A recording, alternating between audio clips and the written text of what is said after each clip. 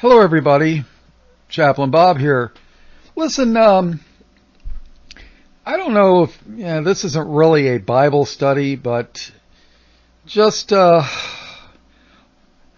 something to think about. Why do they love that number 33? Well, in the Scottish Rite of Masonry, the Masonic Lodge, 33 is the absolute highest degree. There was a guy named Albert Pike. He was 33rd degree. He was the top dog, the big cheese. And he wrote a book called Morals and Dogma. I had that book. I gave it to a pastor that I respect. And in that book, he records that their light comes from Lucifer. He says, doubt it not. So, why 33? Why did they pick that number? Why not 22 or 11 or 44 or 55? Why 33? Well, here are some things to think about, and I'm not saying it's all true. Supposedly, depending upon the way you number the years and the dates, Jesus died in 33 AD. Now, the high priest in Israel, in the book of Leviticus, could not be a high priest until he was 30 years old. So, Jesus is our high priest, at least that's what the book of Hebrews says. And if he was 30 years old when he started his ministry, and he lived for about 3 years, that means he died. He was 33 years old. So 33 years old, 33 AD possibly, I don't know. But something else. In the book of Revelation, it records that the dragon drew a third of the stars of heaven, which you find out that they're angels, the fallen angels. He took a third of them with him, fell from heaven. What is 1/3 in a number? Well, as a percentage, it would be 33%. Well, 33.33%. So why do they love that 33? I don't know. They got, and then you look at all these coronavirus so-called things, and 33 people sick, 33 million people can die, and 33 this and 33 that. Here it is, you got the Masons, must be putting these numbers in the newspapers, And what is Masonry? Well, I call it,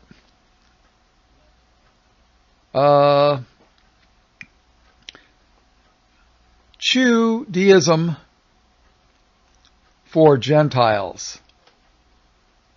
Judaism for Gentiles. That's what I call Masonry, because it's all, that's what it is. So, really, the lower level guys, they don't know what's going on. The upper level people do.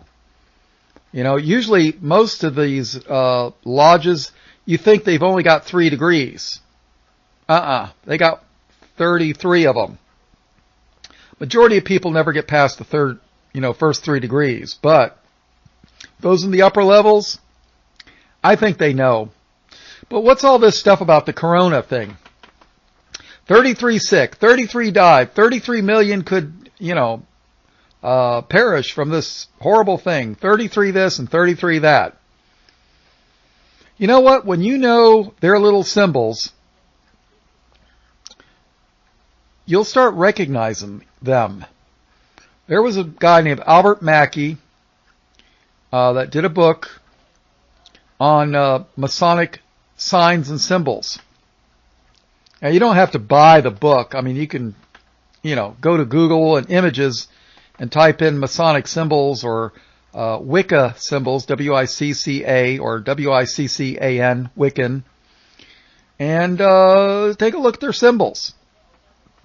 And then when you see them around, you'll say, oh, yes. See, according to somebody, I read this somewhere or heard it from somebody, they said, when God scattered everybody at the Tower of Babel and confused their languages, well, that's how they would communicate with each other, was through symbols.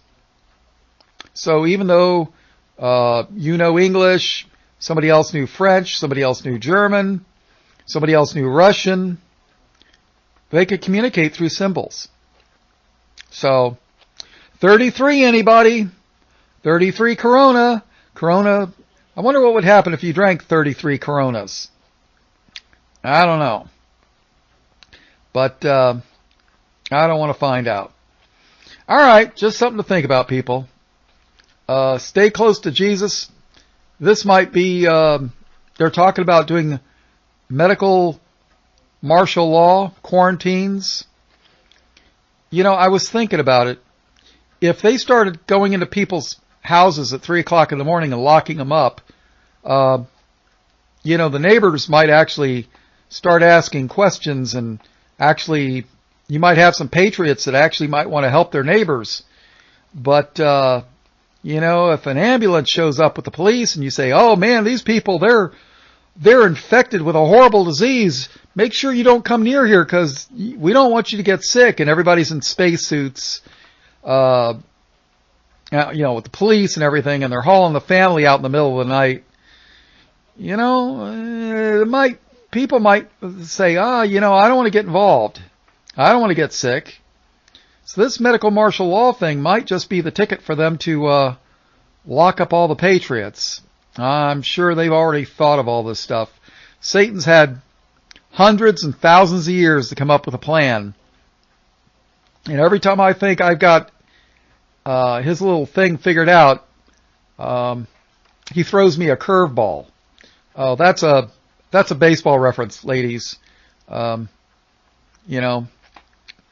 You're up at bat and you're trying to hit this ball and the thing curves. You're sitting there looking at it and you think you're going to be able to hit it, and then just before it comes to you, it does a curve and then you miss. So, yeah. So what can I tell you? But if you don't understand, ask a guy that watches baseball. He can explain it better than I can. All right. Well, stay close to